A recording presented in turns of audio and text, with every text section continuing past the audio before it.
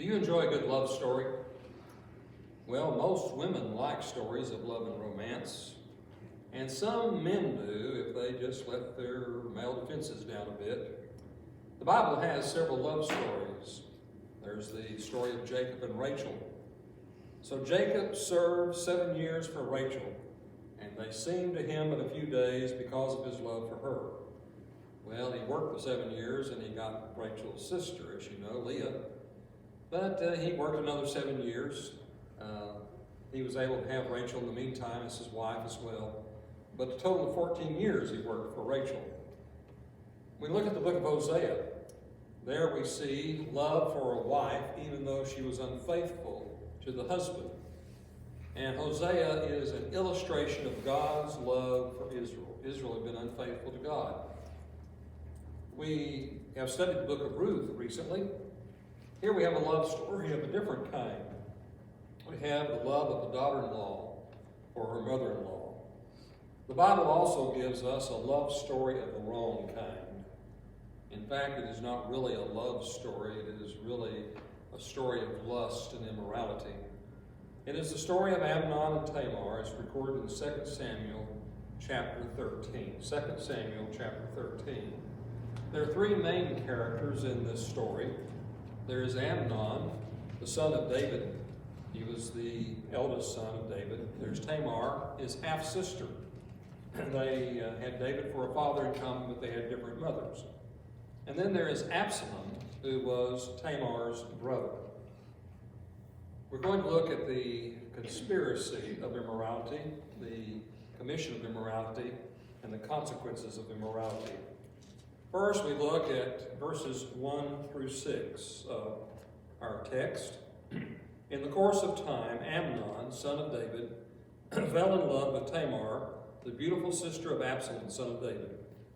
Amnon became frustrated to the point of illness on account of his sister, Tamar, for she was a virgin, and it seemed impossible for him to do anything to her.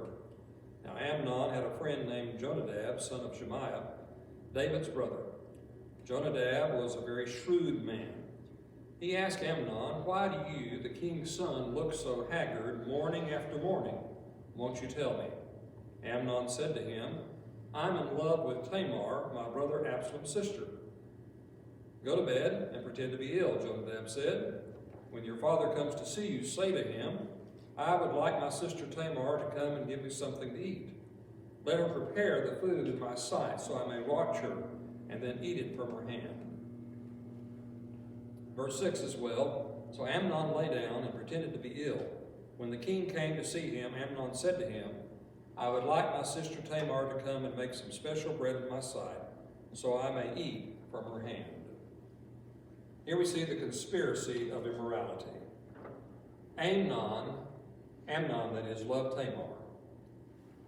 Well, it might have been love in the beginning, but at any rate, it soon turned to lust.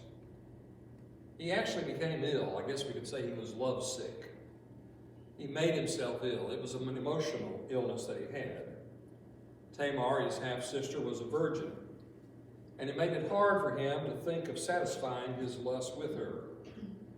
Here we have Jonadab, a friend, also a cousin, who noticed Amnon's appearance. And he asked Amnon the reason. "Why do you look so bad?" And he gave him advice, not good advice, but advice on gratifying his desires. It is said of Jonadab that he was shrewd. So Amnon pretends to be ill.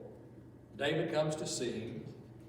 Amnon requests that Tamar come prepare food for him. These children apparently lived in different houses. Some perhaps still lived with their mother. David had a number of wives. David was a very busy king, really was a very detached father. Didn't really know a whole lot of what was going on in his household. As well, the children had become adults. So we see that Amnon lusted for Tamar.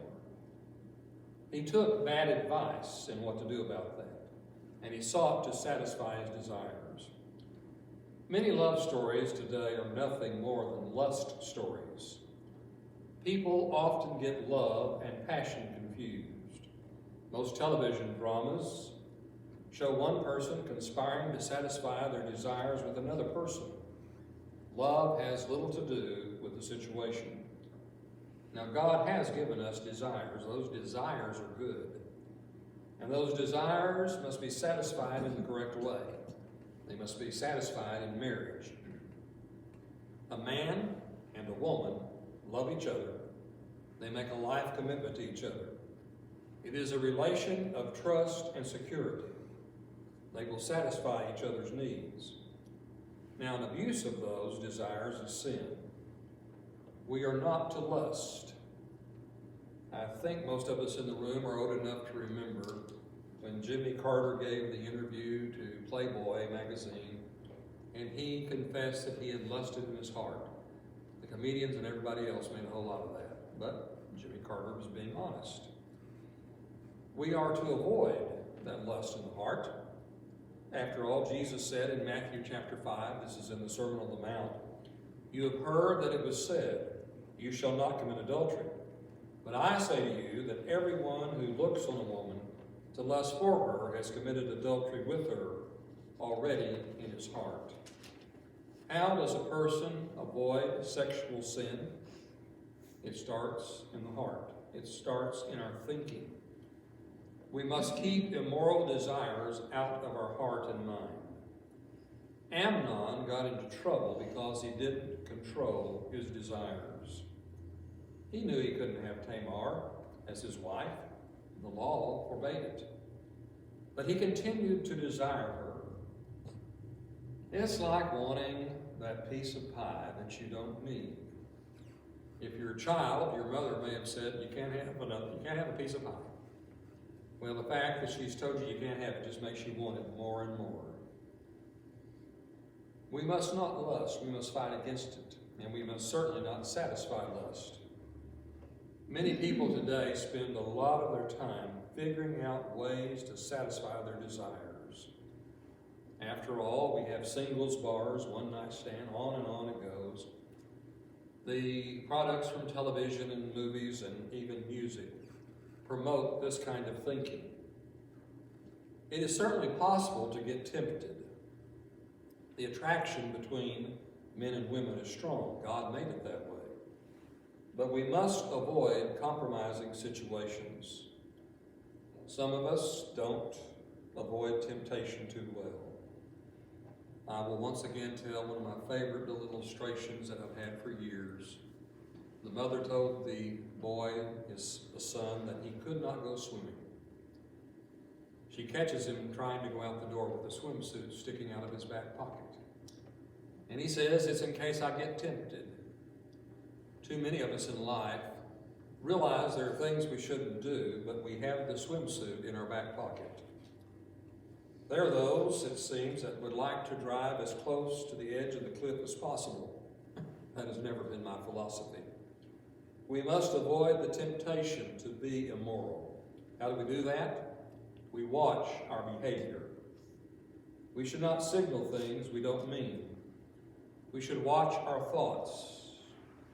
We must not dwell on the subject of immorality. There's just some literature we don't need to read, some movies we don't need to see, some videos we don't need to watch, even some music that is not beneficial to listen to. The story is told that there was a girl who wanted to go see a particular movie. Didn't have a very good rating. She said, "Oh, all my friends are going to go see it." She was pressuring her mother for permission to go see the movie. Well, the mother was making supper, was making a salad, and she had some different garbage food there on the counter, and she just threw it into the salad and put it in front of the daughter. The daughter said, "What are you doing?" She was doing an object lesson. You wouldn't eat trash. Are you going to let trash come into your mind? We need to watch our dress. Spring is here, at least for a day or two. When warm weather comes, the clothing gets scanty. In fact, it seems that here in Texas, since our weather changes so frequently, that the brief attire is always close to the front of the closet of some women and some men. Just as the trees are putting on leaves The flowers are budding. Humans undress. Christians should dress modestly. And we need to watch the situations we face. We have to take great care not to be in the wrong place. Some years ago, a letter was sent to the advice column. Said, if the boy and girl are going to be together in the bedroom at the house, should the bedroom door be shut or open? I don't know that the reply of the columnist was very helpful. It says, well, that just depends on whether you are the mother or the daughter. No, that's not right. The young lady should want the door open to prevent temptation. We must never be guilty of conspiring to be immoral. A Christian is in great danger if they reach that point. Amnon planned his immorality. It was premeditated immorality. Sin on purpose is extremely dangerous to the Christian. Well, secondly, in verses 7 through 14, we have the commission of immorality. Commission is the act of committing. Amnon planned his immorality, then he carried out his plan. David gave instruction for Tamar to go to Amnon's house to prepare food for him. She followed the instructions. She prepares the food. Amnon sends everyone out of the room. Amnon takes hold of her. He says, come lie with me. Go to bed with me, my sister. Tamar begs Amnon not to sin against her. She pointed out the wickedness of his desire. She said, this is not done in Israel. This goes against the law of Moses. It goes against the role of Israel as God's people. She says, I will suffer reproach for this. Shame and contempt would meet her everywhere. And she says to Amnon, you will be like one of the fools, one of the disgraceful ones. Well, he would reap shame also from his behavior. As a last-ditch effort to avoid being raped, she says, speak to the king. He'll give you permission to have me. That was just a last futile attempt to stop Amnon. But even that didn't work. Amnon fulfills his desire with Tamar. Immorality surrounds us. Immoral relationships are portrayed on media as being an acceptable lifestyle. We've heard for years of the sexual revolution. Actually, what we've had is an immorality epidemic.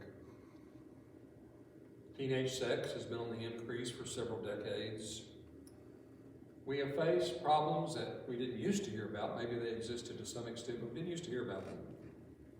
Date rape, unwed mothers, abortions, teenage marriages, teenage divorce, all of the sexually transmitted diseases. Sexual immorality always comes with a price tag, sometimes even physical, but certainly emotional and spiritual. Adults, as well as young people, engage, of course, in immorality. They have lost too often their sense of morality. There are many who live together outside of marriage. Divorce is sought too quickly. Our immorality epidemic is a result of too many Amnons. We seek to satisfy our lust at whatever cost, no matter who gets hurt. The Christian must avoid all forms of immorality. When God's plan is rejected, chaos results. In 1 Corinthians chapter 6, there is a list of things that will keep one out of the kingdom of God. Fornication, adulterers, and homosexuals are in that list. And Paul also writes, Galatians chapter 5, now the deeds of the flesh are evident, which are immorality, impurity, sensuality. We also see in Amnon and Tamar's story the consequences of immorality, verses 15 through 39. As we look down at verse 15, Then Amnon hated her with intense hatred. In fact, he hated her more than he had loved her. Amnon said to her, "Get up and get out." He had lusted for her. Yes, the word love is used, but he really lusted for her. Lust is not love. It simply satisfies passions. All of a sudden, immediately in fact, this so-called love turns to intense hate.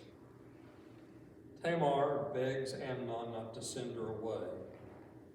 It will make it look like she had a part in the seduction. She had actually been unable to resist his advances. Amnon has a servant throw her out and lock the door behind her. Tamar showed her grief and pain at the disgrace put on her. She changed her clothing, the appearance of her clothing, put ashes on her head. She had been treated like a common girl rather than like a daughter of the king. Well, as we mentioned, Tamar's full brother was Absalom. Absalom learns of what has happened. He says, just keep quiet about this. Absalom hated Amnon, and he planned to seek revenge. King David did hear what had happened, and he could have punished Amnon. Perhaps he didn't because of his own conduct. After all, he had sinned with Bathsheba and covered it up with murder. 2 years later, 2 years pass. Absalom has patiently been waiting to have his revenge, and he has him put to death. Well, David hears of this. At first, the report is that all of his sons have been put to death, been killed. Well, that wasn't the case. It was only the one. Only the one. But David is heartbroken. He mourns. And he mourns not only for Amnon and his death, but he mourns because he is now away, has no dealings any longer with Absalom, because Absalom flees. He's trying to save his skin now. Finally, David is comforted and consoled about Amnon's death, and he longs to see Absalom. Oh, the heartache that was caused by this one act of immorality. Amnon did not gain happiness by satisfying his lust. His love changed to hate. And there's not a human being today who will be happy by seeking to satisfy their lust. Happiness can only come in a marital relationship of love. Many a young lady has given in to the advances of a young man, only to find that his love changed to dislike or hate. Tamar in this incident was badly hurt. Efforts to satisfy lust hurt people emotionally, socially, and spiritually. Tamar had been used against her will. Much of life's joy went away from her. The effects of immorality will stay with us for a long time. We do indeed reap what we sow. And so we see Absalom hated Amnon. He eventually gained his revenge. The whole family was hurt by this one act of immorality. Immorality has severe, lasting consequences. Self-respect is lost. Young people are thrust into marriage and parenthood too soon at times. Marital trust is destroyed. Homes are destroyed. Souls are lost eternally. The spiritual influence of a person is weakened or destroyed because of their conduct. In the story of Amnon and Tamar, we see 3 points: the conspiracy of immorality, the commission of immorality, the consequence of immorality.